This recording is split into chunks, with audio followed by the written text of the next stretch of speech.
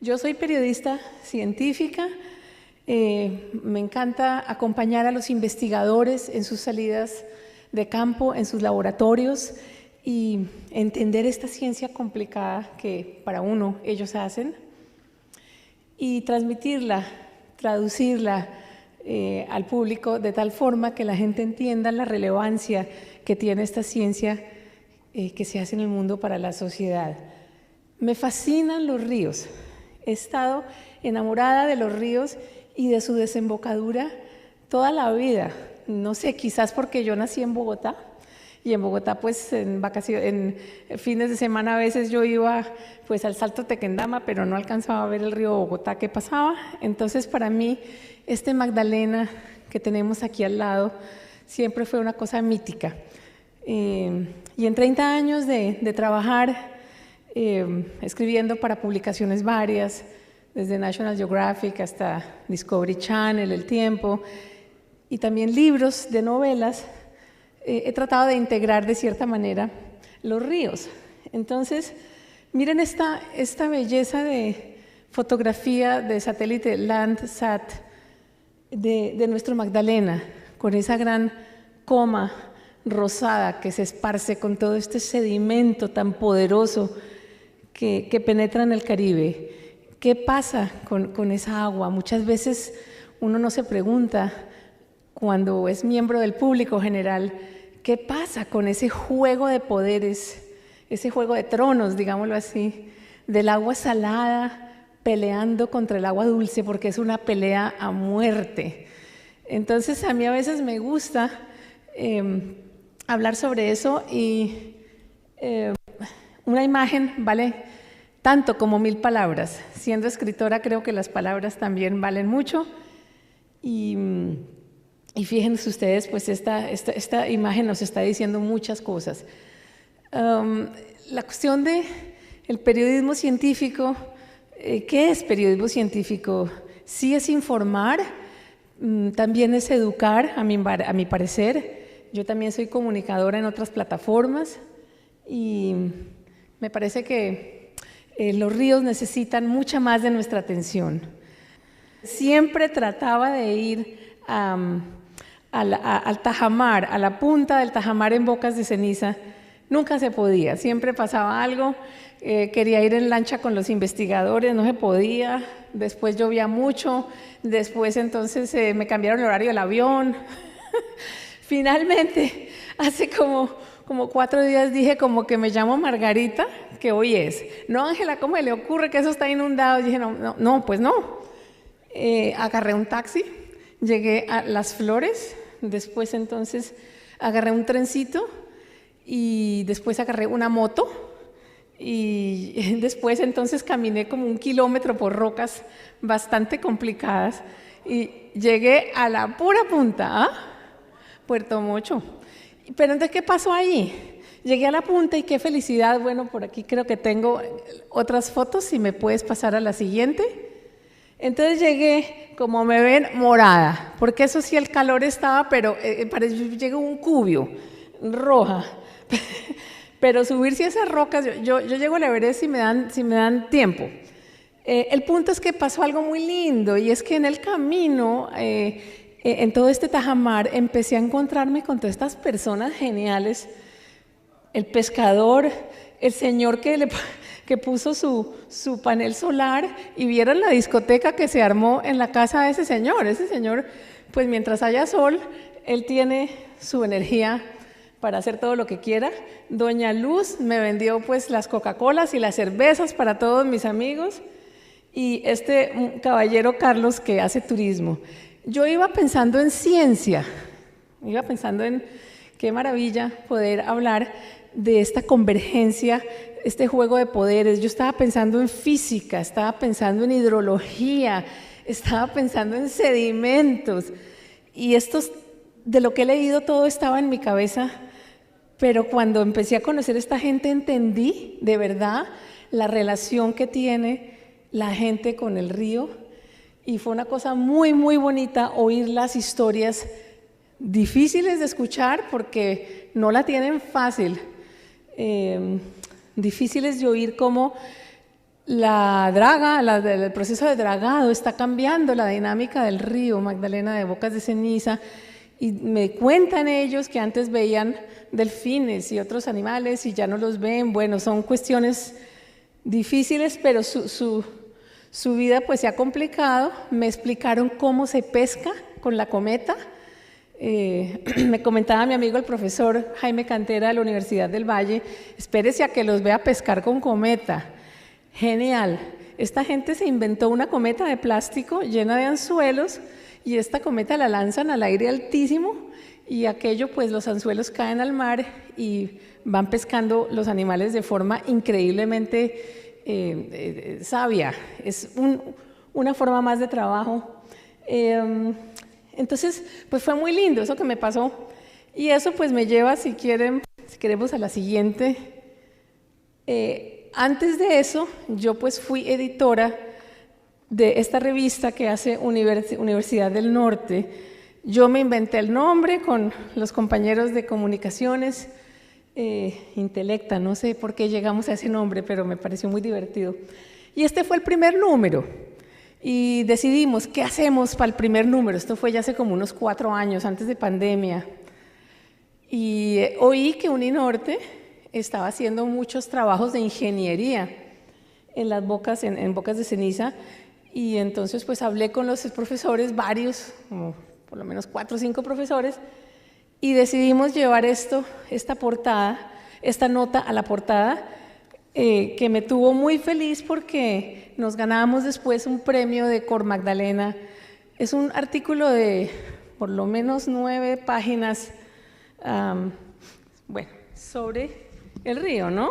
Pero entonces, ¿qué es la cosa? Que aquí les voy a dar algunos ejemplos, leer algunos ejemplos de cómo me aproximé yo, lo escribí yo, a explicar la ciencia, porque la ciencia hay que explicarla desde el punto de vista humano, pero también usando los sentidos. Lo primero que uno aprende cuando escribe una nota, por ejemplo, para National Geographic, es: lléveme al sitio donde están estudiando, pero explíqueme, pero también descríbame, y no le dé miedo poner los sentimientos de ese investigador que lleva toda su vida estudiando algo y finalmente pues está en un ambiente donde puede hacerlo o llega a alguna conclusión. Entonces, si quieres, pasemos a la próxima. Y así comienza. Es un pequeño Amazonas. Ahí viene, por ejemplo, uno de los trucos que usamos, son las comparaciones. Son muy, muy útiles en literatura. Es un pequeño Amazonas, un río de cientos de vertientes, unas más humildes que otras, que desde hace 12 millones de años y a lo largo de 1.500 kilómetros carga con la personalidad geológica, climatológica y antropológica de todo un país para desecharla sin miramientos allá en el Mar Caribe. Continúo su desembocadura, que antiguamente formaba un abanico de islas y múltiples bocas móviles que abrazaban kilómetros de la costa atlántica colombiana. Es hoy un único pulso de agua salobre encajonado entre tajamares. Esto es una explicación, no tiene mayor ciencia, sin embargo, la idea es hacerlo fácil y nuevamente comparar. Entonces, eso es otra parte del artículo, no es la continuación, pero sí, si quieres, gracias, pásamelo. Cuando es libre de impedimentos, la boca del río se mueve en el tiempo y el espacio como la cabeza de una serpiente. Esta comparación te da exactamente la idea de lo que pasa, ¿cierto?, en el río. Ese tipo de pequeñas cositas que usamos los escritores para agarrarlos a ustedes a que lean. Hace unos cuantos siglos la desembocadura del Magdalena estuvo en el Canal del Dique, después migró hacia Tubará, luego se movió hacia Ciénaga Grande y de ahí al kilómetro 19 y finalmente pasó a donde está hoy. Hace 100 años la comenzamos a intervenir y ahora esa boca solo tiene 2 lenguas comparada con las decenas que pueden tener el Nilo o el Mississippi, para no mencionar el Amazonas. Es simplemente una descripción para darnos cuenta, y como si esta imagen pues está un poco deformada porque no es tan alta resolución, pero es una imagen antigua de cómo sería la boca del Magdalena pues hace tiempos. Entonces, como verán, el artículo empieza solo describiendo. Bueno, a ver qué más tenemos en la próxima transparencia. Otros pedacitos, estos son pedacitos sueltos. Esto me lo dice el experto de Universidad del Norte con quien hice el artículo. No sé, entonces, eso que es importante son las citas textuales, tienen que darle poder al artículo y complementarlo perfectamente. Nos hemos concentrado en la desembocadura del Magdalena por varias razones. Me dice Juan Camilo Restrepo, una tarde en que puedo ver por primera vez las legendarias bocas de ceniza desde lo alto de un edificio de apartamentos.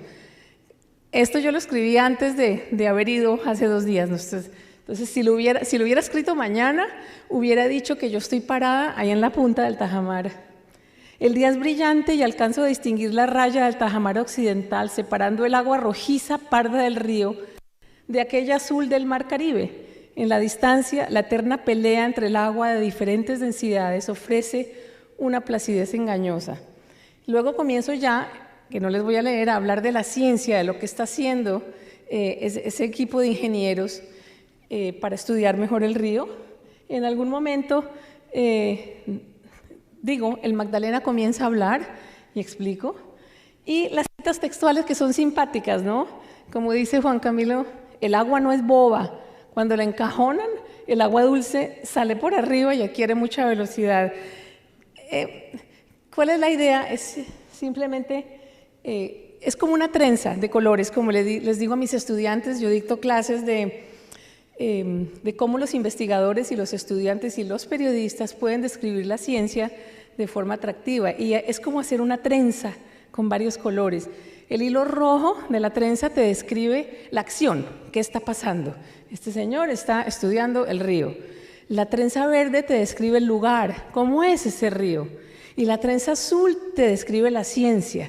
Entonces, el truco es agarrar estas trenzas e hilarlas como un artesano para que el lector ni siquiera se dé cuenta que está leyendo una cosa científica netamente. Entonces, es este arte de un poco contar, narrar, contar el cuento, storytelling. Si quieres pasamos a la siguiente. Esto ya es el final de ese artículo. ¿Por qué pongo esto de arriba? Porque la gente nunca piensa en lo que pasa con bocas de ceniza cuando entra al mar. Bocas de ceniza, el río Magdalena se hunde en un cañón sumamente profundo, que apenas si comenzamos a estudiar. Entonces, en algún momento, esto es un trabajo más antiguo del profesor Hidárraga García sobre cómo es el Magdalena, pero ahora se están haciendo mapas nuevos, es decir, esta semana se hicieron mapas nuevos. Y termino simplemente como un poquito con un poquito de, ¿qué será?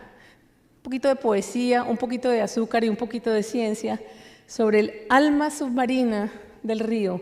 La aventura del Magdalena inicia en las alturas del célebre páramo donde nace, pero no termina en bocas de ceniza, sino 4.000 metros bajo la superficie, en las profundidades abisales del cañón del Magdalena, del cual poco se oye hablar.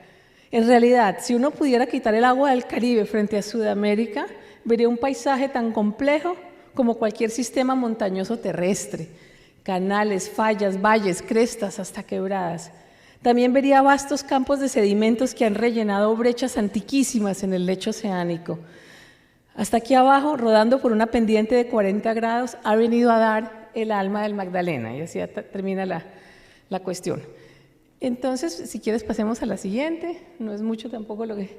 Eso es una parte de lo que yo hago con lo que he hecho con los ríos y la ciencia. Pues escribo sobre muchas cosas, pero ahora que estamos hablando de ríos y ahora que Sandra Concha del Banco de la República habló, pues este fue un proyecto precioso, porque yo por lo general escribo, pero me estoy dando cuenta que el radio, los podcasts son muy poderosos y los he estado estudiando y me encantan.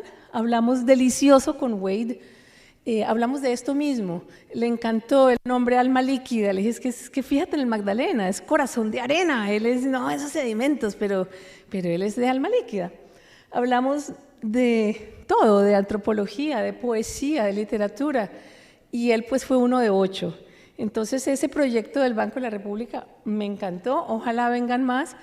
Creo que uno puede ser muy inspirador en este tipo de charlas. Si quieres pasemos a la otra. Ya estoy pasando ya a otra parte de lo que yo hago. A mí me encanta conectar. Yo conecto científicos de Colombia con otras instituciones, investigadores, periodistas. Me gusta servir de puente, no sé por qué, toda la vida he hecho eso. Y cuando estaba yo estudiando allá en la Universidad de Massachusetts, en MIT, en el Instituto Tecnológico de Massachusetts, ellos trabajan con el Instituto Oceanográfico de Woods Hole, que es muy conocido. Y estaba yo tomando clase con un profesor alemán. Y el profesor nos empezó a hablar de las desembocaduras de los ríos en el mundo. Y empezó a lamentarse. Me dijo, es que tenemos este proyecto muy lindo que se llama Observatorio Mundial o Global de los Ríos, pero es que nos hace falta un río en Sudamérica. En el norte de Sudamérica sí está el poderoso Amazonas, pero no, eso no es lo que yo quiero. Pero no logro conocer a nadie, fíjate, el científico alemán en Estados Unidos, y se empata con esta periodista loca que nada que ver, y le dije, se le tiene, señor. Entonces, pues, lo contacté con la gente de Uninorte, eso fue hace varios años, y comenzaron, y ahora el río Magdalena, las Bocas de Ceniza, es parte de este importantísimo proyecto global de estudio de desembocaduras de los ríos.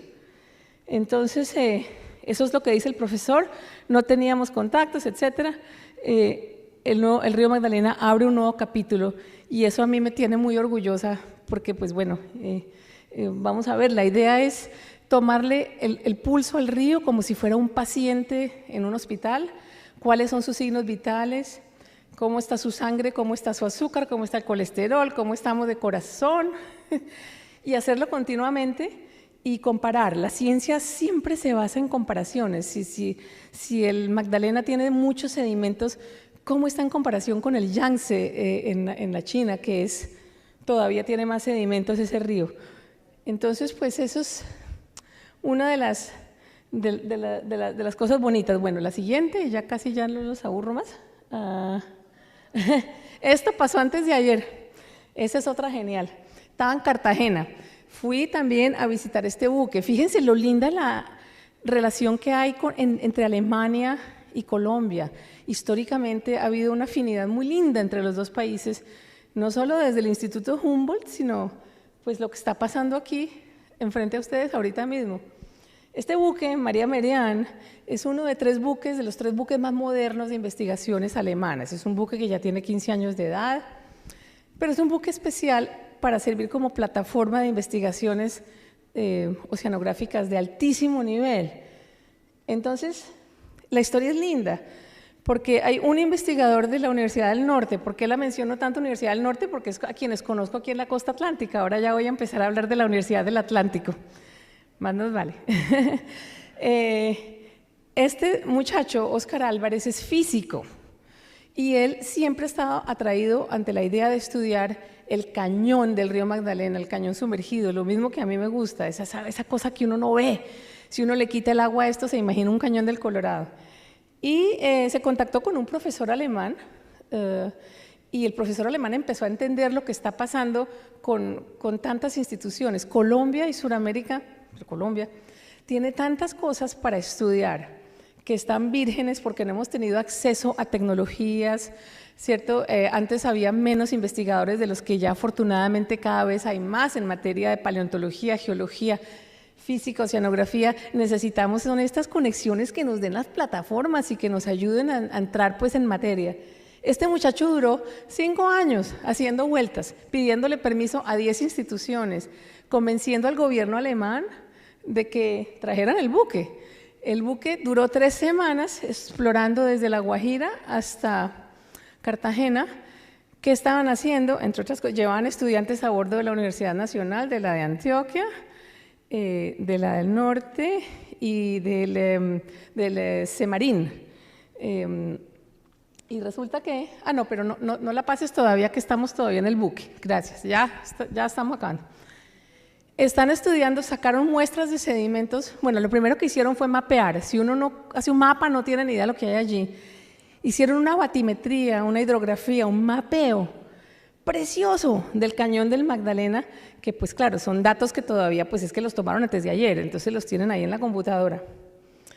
Y lo que están descubriendo son una serie de plumas de agua y de cosas tan interesantes, porque el cañón tiene varias bocas, y hay uno enfrente a la sierra que se llama Agujas, el cañón de la Aguja. Y esta cosa como que es una flecha de agua dulce que penetra allá abajo, pero con una fuerza violenta. De eso no sabemos nada.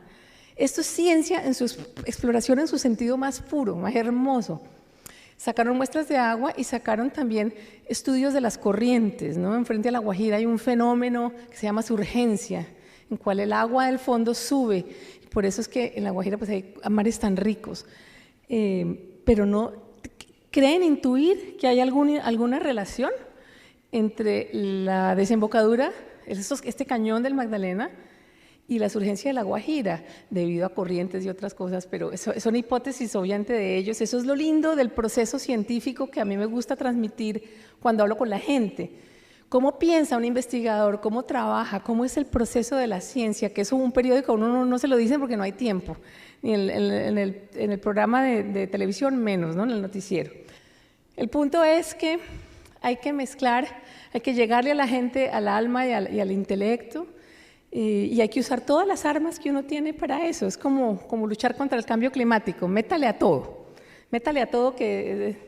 entonces, pues periodismo, comunicación, conversar. Es importante que un investigador, si le gusta a él o a ella hablar con la gente, o si le gusta escribir, que lo haga. Si no le gusta, no, pero si puede ese investigador o ese estudiante usar esa credibilidad que es mucho mayor que la que pueda tener yo como periodista, llegarle a la gente, pues cuanto más mejor. Naturalmente el matrimonio perfecto es cuando uno puede trabajar con ese o esa investigadora en llegarle a la gente. Así que muchas gracias, piensen en sus ríos tan lindos.